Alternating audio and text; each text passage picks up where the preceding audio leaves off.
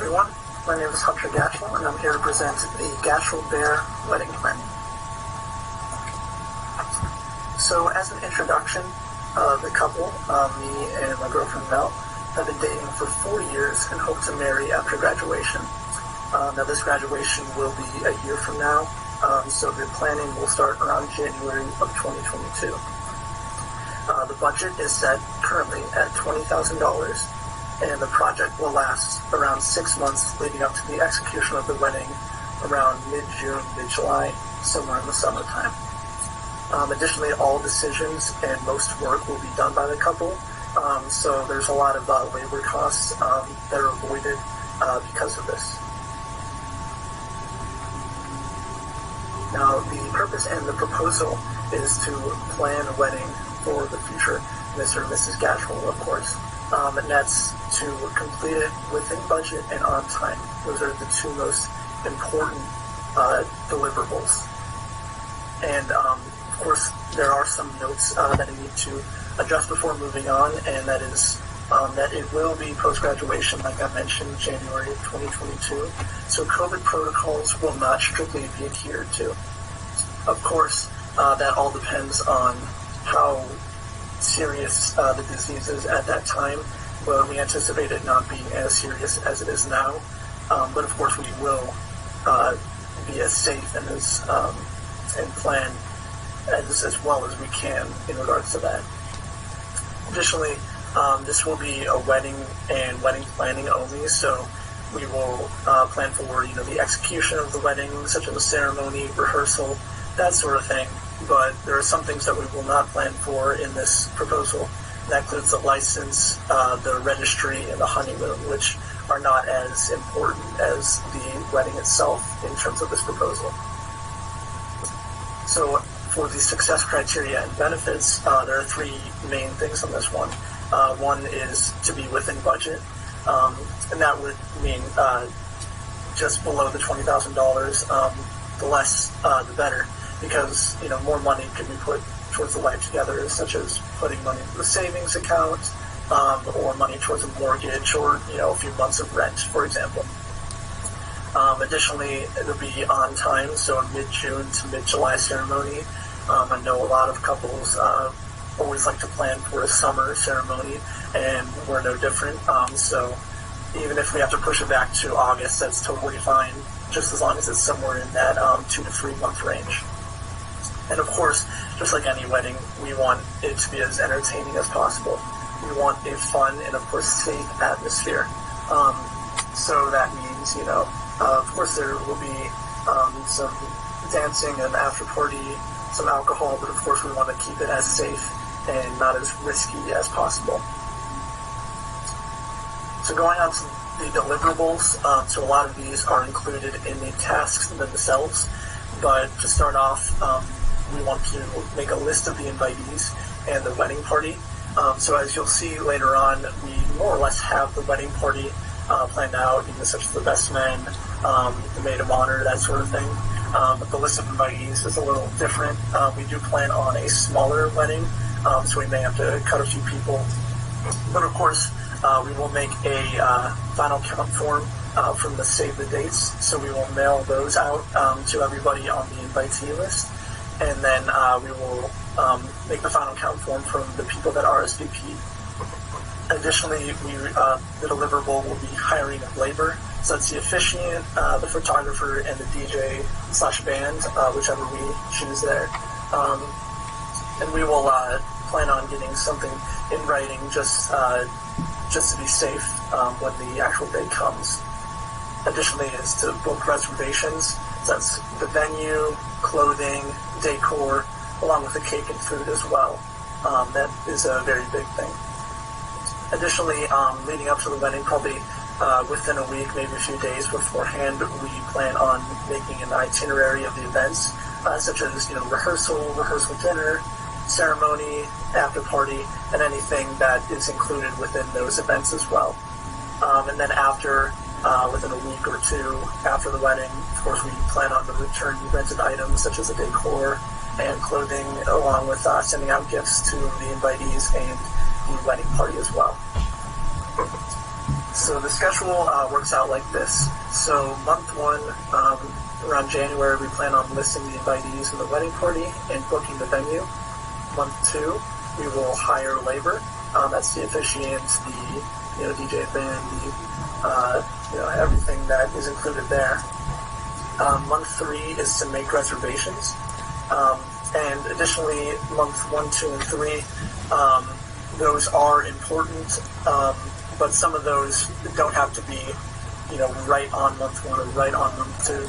They can be any time within that period.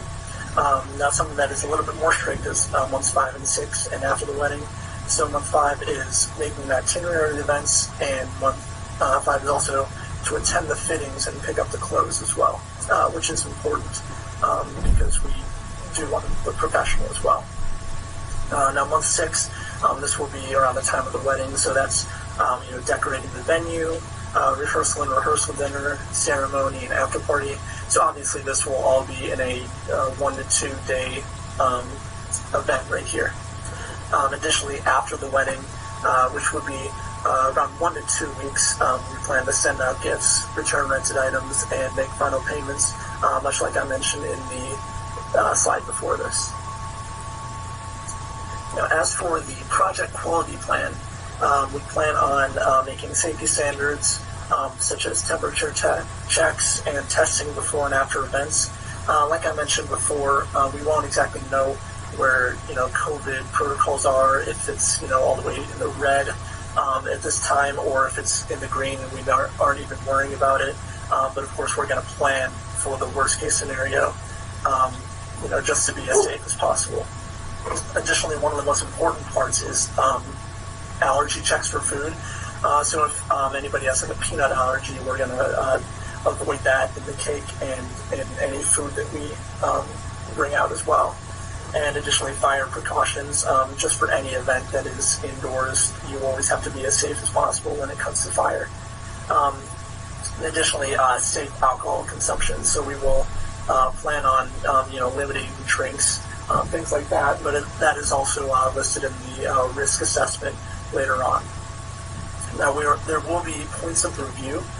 So after we hire the labor, we will look back and review how our safety standards are and where we are in terms of the project as a whole.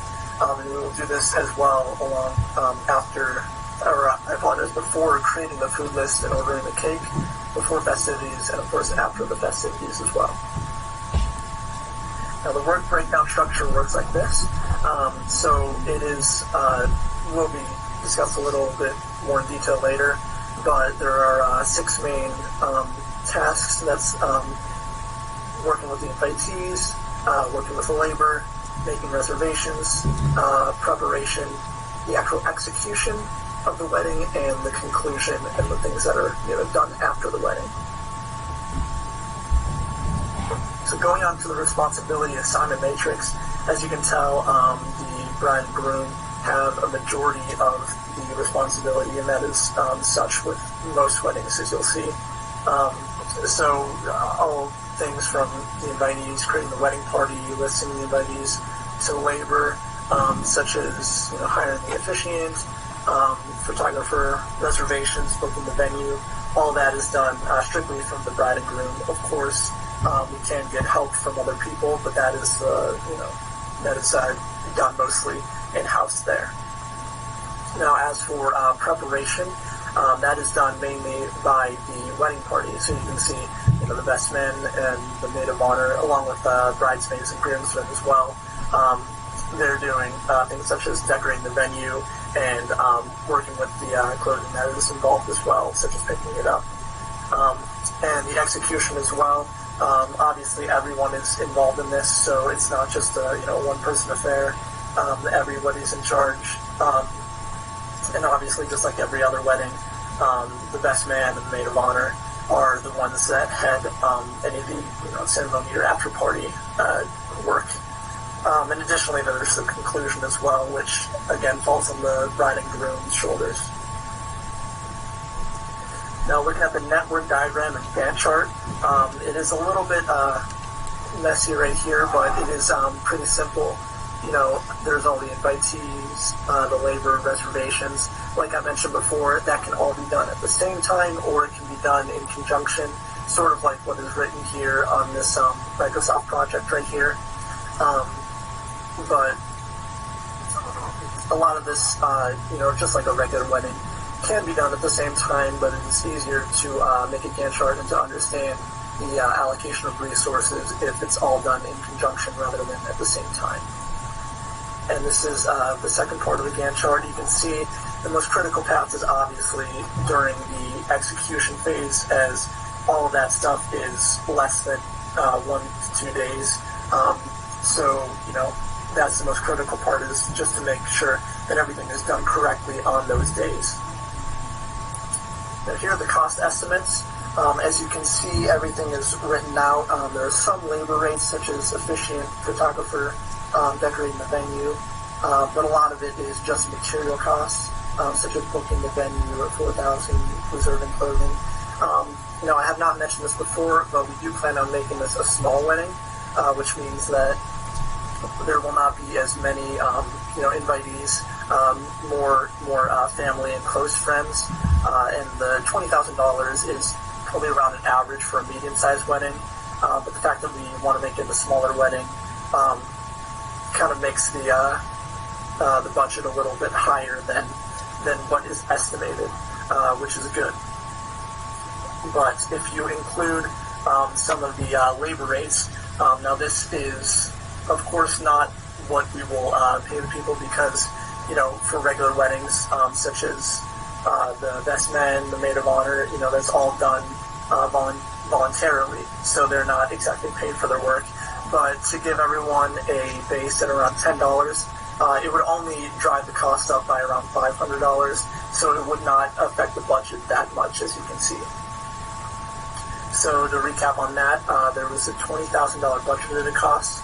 The estimated cost around $15,000, so there's a $5,000 room for error, which is very good, and we don't expect that to go over the budget. Now, as for resource usage, you can see around the same amount of hours for the bride and groom, and as for the wedding party, same amount of hours within their work as well. Now, like I mentioned before, a lot of these are written out in hours. Some of them theoretically could be done within an hour, like hiring an officiant. All you would have to do is really just call them up and do that. But some of them have to be planned out, so we kind of just made it a little bit safer, bumped the hours a little bit up, just to be safe on this part. Now, as for resource usage, this is just showing everything all at once, and estimated material labor hours on the right.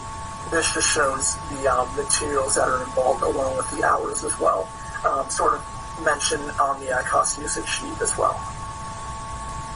Now, this is a cash flow statement. This is what is shown on Microsoft Project. As you can see, it's not much different than the estimated cost spreadsheet. So it is, right around where the estimated cost will be and way below what the budgeted cost is. Now, this is the identified risk register. So there is a number of risks that we pointed out, such as COVID restrictions, out-of-town wedding guests getting lost, vendor canceling at the last minute, and over-drinking during party for guests. Obviously, some of these have a higher likelihood of occurrence than others, and a higher likely degree of impact than others, and some people can say, such as that COVID restrictions would have a higher likelihood of occurrence, or, out-of-town wedding guests getting lost have a higher likelihood of occurrence, but this is just kind of what we estimate the likelihood of occurrence being. Additionally, we plan on making a response plan and a responsibility for each person to take responsibility over these. Additionally, there's bad weather, although a lot of what we plan, it will be inside. There's also wedding goes over budget. We don't really plan on that happening, but of course it is medium right now. Guests get sick from food, obviously that is a high degree of impact, and if there's a fire breaks out during the festivities, which is high degree of impact but low likelihood of occurrence.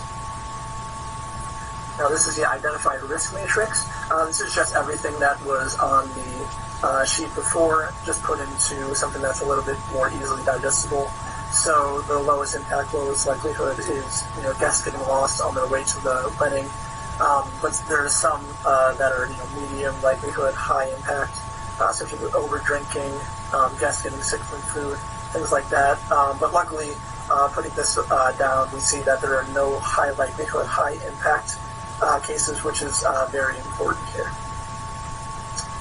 Now, as a conclusion, just to reiterate, this is a proposed planning of the wedding, which will merge two families and two lives together. The entire schedule is no more than a year, ideally around 6 months, ending around mid-June, mid-July. The budget is $20,000, but estimated to be only about $15,000, which provides a lot of room for error. And additionally, it is projected to start in January of 2022, which will be a little bit over a year from now, and that will give us a little bit more time for COVID to go away and for the health and safety of the population to get better, and for us to actually plan our wedding that we want to plan. So I want to thank you very much for listening to my presentation, and I hope you all have a great day.